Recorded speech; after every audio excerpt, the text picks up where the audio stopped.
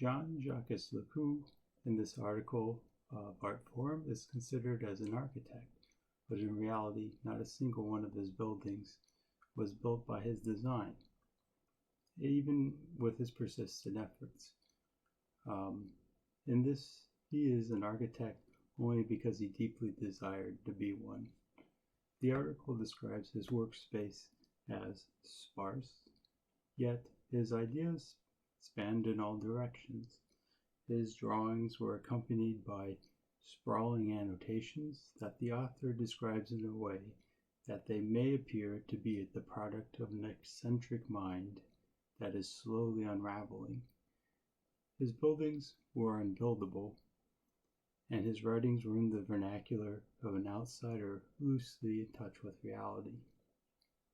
This is the impression you receive by observing the body of work, but the author examines the library of Lequeu and finds his annotations are frequently quotes from well-circulated books and giving an unruly appearance of Lequeu's work some authority and a mind steeped with convention that in a way contrasts the outsider persona of his work.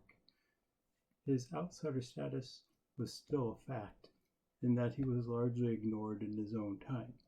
His career was in the time of the French Revolution, but his name was only mentioned in scholarship in the 1930s, and reproductions of his work only accessible since the 1980s.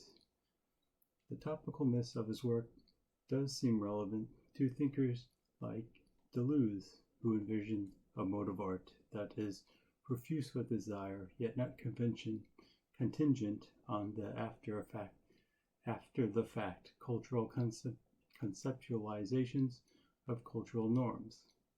In a sense, it is a diving board for desire that one leaps off to encourage more and more desire. In this may be a trait of Lequeu, who often quoted but did not cite his sources.